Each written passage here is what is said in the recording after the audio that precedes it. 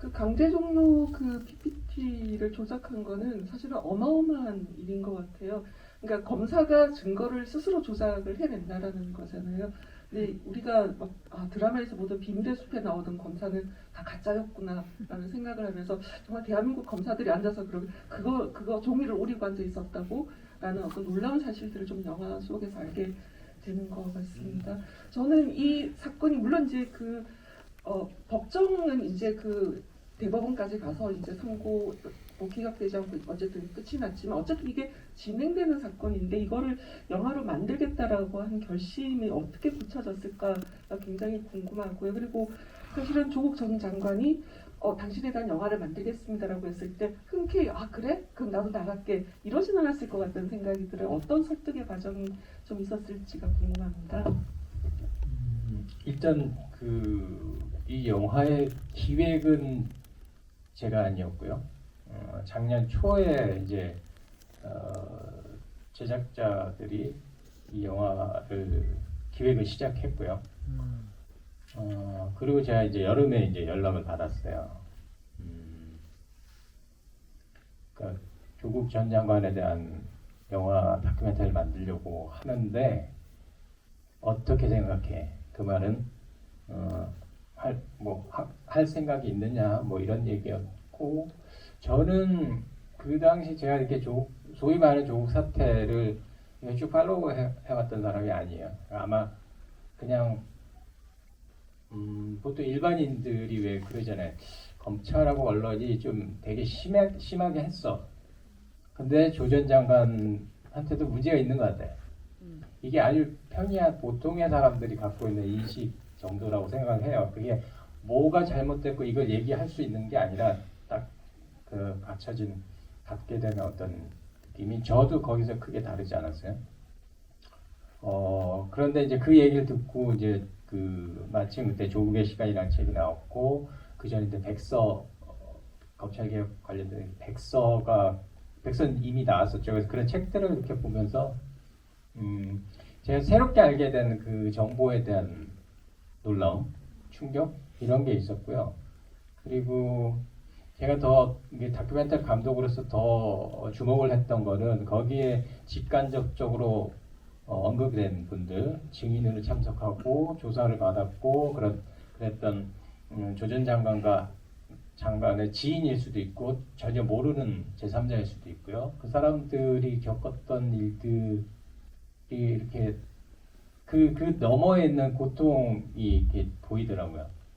그래서 저는 그런 정치적 이슈를 다큐멘터리로 만들어 본 적은 없고 물론 사회적인 이슈는 좀 만들었지만은 그것도 뭐 사람에 이렇게 천착해서 만드는 편이었고 근데 제작자는 그 결을 가지고 만들어 달라고 했어요.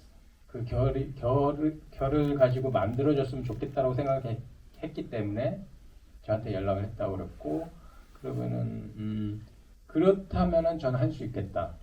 그리고 조금 전에 말씀드렸던 그 폭풍 후 뒤에 어떤 그 사람들의 고통이란 그 이야기를 하고 싶다라고 생각을 했어요. 그래서 그 결정을 하는 데까지 뭐 오래 걸리거나 그러지는 않았고 바로 며칠 할 수 있겠다. 그러면서 제가 이제 아마 그 사태에 대해서 더 이렇게 팔로우를 많이 하신 분들은 아마 뭐가 빠져 있고 뭐는 빠져 있고 좀 아쉬운데 이러실 거예요. 근데 그건 이제 여러 가지 이유가 있는 거죠. 이걸 영화적으로 구현을 하는 문제. 그다음에 사실 이제 포렌식 관련돼서 박 대표님을 만나가 촬영 거의 말미에 만났어요. 저희가 끝나는 무렵에 만나서 저희가 답답한 부분을 되게 쉽게 해결이 된 거거든요. 그러면서 영화적으로는 사실 앞쪽하고 좀 결이 조금 달라요. 그래서 거기에 대한 판단들도 해야 되고 그다음에 이해를 시켜야 되는데 아까 3번 보고 나서 이해가 됐다라고 저희 제작진 내에서도 이제 저희 작가가 계셨는데 마찬가지였어요. 난 잘 모르겠다.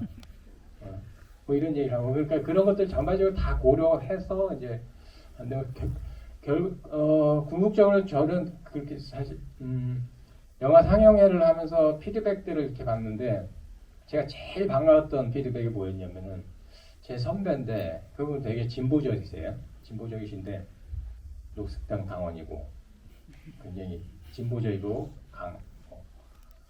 근데 조 전 장관에 대해서 굉장히 비판적이었어요. 조 전 장관도 내로남불에서 벗어나지 못하는구나라는 어떤 인식을 갖고 있었는데 저희 시사회를 초청을 했거든요. 초청을 하고 나서 이제 영화를 보고 나서 저한테 이제 장문에 이제 그 문자 메시지를 보냈는데 그러는 거예요. 이 감독 내가 조 전 장관에 대해서 굉장히 비판적인 걸 알고 있지. 근데 이 영화를 보고 나니까 내 생각이 틀렸을 수도 있겠다라는 생각을 하게 됐다. 저는 이제 그거 하나를 위해서 저는 개인적으로 그러니까 연출자로서 저는 그것 때문에 저는 이 영화를 만들었다라고 생각하거든요. 그러니까 이 영화 다음에 그 당시를 다룬 영화가 또 나와야 되고요. 그게 이제 제가 되든 아니면 또 제3자가 되든 그리고 이게 말씀대로 재판 진행 중이잖아요. 진행 중인데 그래서 다음에 나올 영화는 좀 더 시간이 걸려야 된다라고 생각하고 다만 이게 사람들의 기억 속에서 더 사라지기 전에 빨리 한 번은 리마인드 이게 당신들이 보는 게 다가 아니다라는 이야기를 해야 될 시점이라고 더 늦어지면 안 되겠다라는 생각이 들어서 사실 좀 제작 기간도 굉장히 짧았지만 좀 빠르게 진행을 했죠.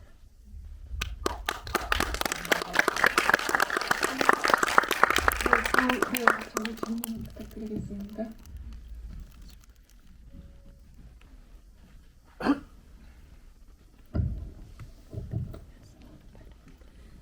영화 잘 봤습니다. 감정에 참 눈물도 흘리고 했었는데 솔직히 이런 영화를 만들기가 쉽지 않았을 건데 만드신 데 대해서 대단히 감사드리고요. 이 영화를 보고 나서 제가 지금 2022년에 살고 있는지 아니면 유신 정권 하에 언론 탄압하에 박정희 정권에 살고 있는지 내가 살짝 의문이 듭니다. 지금 삼권이 분립돼 있고 언론이 자유가 있다라고 하는데 사실 솔직히 말해서 조국의 보도에 대해서 막 언론에 나오는 것에 대해서 조금 저 언론 나오는 보도가 다는 아닐 건데 뭔가 있을 건데라는 의문이 있었는데 오늘 이 영화를 보면서 해소된 것 같아서 참 고맙고요. 그리고 또 영화를 보고 나서 출연하신 분들 조국 가족은 뭐 말할 것도 없고 그 정경욱 교수님인가 장경욱 교수님 그분의 심리에 대해서 솔직히 말해서 너무너무 걱정이 됩니다. 얼마나 불안하고 힘들까 하는 생각도 들고 근데 지금 이 나오는 무죄를 추정할 수 있는 증거들이 이 재판을 하면 판사가 있고 검사가 있고 변호인이 있는데 이 변호인들은 그 증거를 몰랐는지 알고도 재판에서 제출을 했는데 사법부에서 무시를 했는지 그래서 지금 이 대법원 판결까지 났는지 저는 솔직히 그게 궁금합니다. 그리고 마지막으로 한 말씀 드리고 싶은 거는 검찰이 지금 이 영화를 많은 분들이 지금 제 주변의 분들이 참 많이 보시거든요. 보시는데 보고 나서 과연 어떻게 생각을 할지 검찰은 조국을 잘못 건드렸다는 생각이 듭니다. 어떤 역할을 미칠지 이게 뭐 가랑비 빗졌듯이 가랑비에 옷 젖듯이 사람들이 마음이 해소됐고 많이 변하지 않을까 라는 생각이 들고요.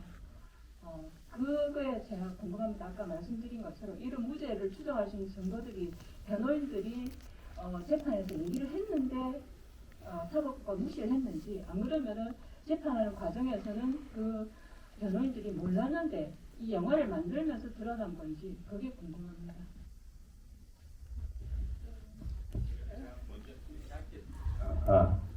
그 사실 좀 복잡한데요.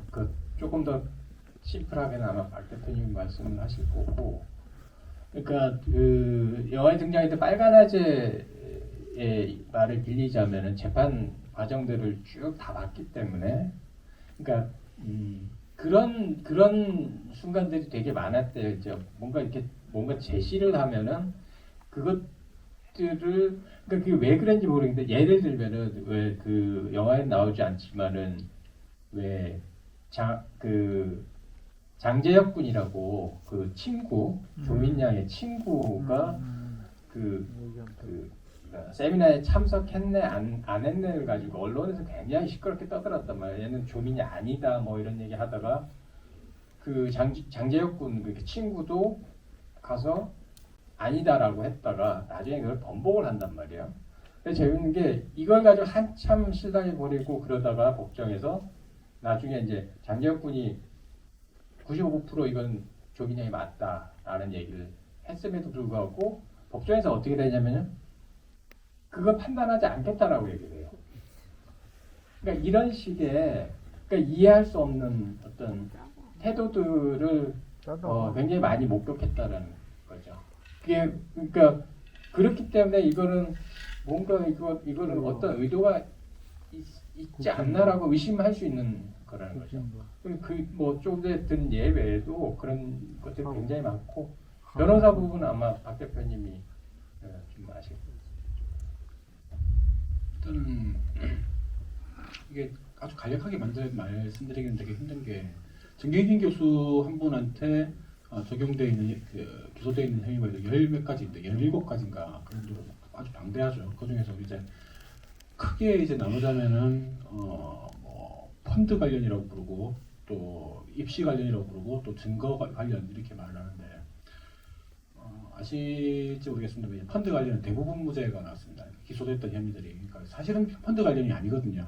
그러니까 뭐 코링크라고 그 난리를 쳤던 뭐 대선 자금이었다고 했던 부분들은 완전히 전면 아예 기소도 못했습니다. 경찰에서 이렇게 뭐 제가 심각하다고 난리를 치다가 엉뚱하게 익성이라는 다른 업체가 혐의자로 나오니까 그쪽 수사를 아예 덮어버렸거든요.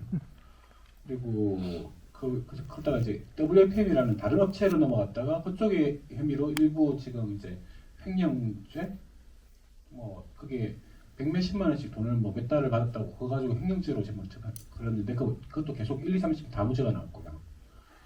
그래서 일반적으로 우리가 펀드와 관련되어 있는 부분들은 실제로 다 무죄가 나왔고, 엉뚱하게 거기서 별건으로 가가지고 사명거래 그런 걸 몇 건을 했는데 그 중에 1개가 지금 유죄가 나와 있습니다. 그거 그렇고 입시 관련은 대부분 유죄가 나와 있고요. 그리고 증거 관련은 일부 유죄, 일부 무죄 이렇게 돼 있는데, 입시 관련 부분이 사실 이게 이제 일반적으로 보기에도 이제 언론 보도들, 법조 기자들의 언론 보도들이나 아니면 법조인들의 관측으로도 지금 징역 4년형의 대부분이 입시 관련 중에서도 표창장 혐의다 그렇게 지금 보고 있거든요. 왜냐하면 나머지 뭐 혐의들이 봉사활동을 며칠을 했는데 며칠로 과장됐다 이런 식, 뭐 몇 시간을 했는데 몇 시간으로 과장됐다 이런 식으로 가지고 그 혐의다라고 이렇게 판정하는 거기 때문에, 그게 봉사활동을 한 시간이 몇 시간이 추가됐다. 저는 이제 군에서 군 생활을 하면서 이제 예비군 훈련을 받으면은 당연히 6시까지 훈련을 받아야 되는데 대부분 5시나 4시 되면은 퇴근을 하지 않습니까? 그러고 6시까지 그걸 확인서에서 끊어줍니다. 그게 전부 다 불법이 되는 거거든요. 그거 똑같은 법리입니다. 똑같은 법리로 다 불법이 되는데, 설령 저를 만약에 제가 그렇게 만약에 기소가 된다고 하더라도 그걸 가지고 징역이 나올 수는 없거든요. 기껏해야 뭐 징역 벌금 100만 원 정도 나오면 그런 정도, 굳이 그걸 기소를 한다고 하더라도 보통 이제 약식 명령이 되겠죠.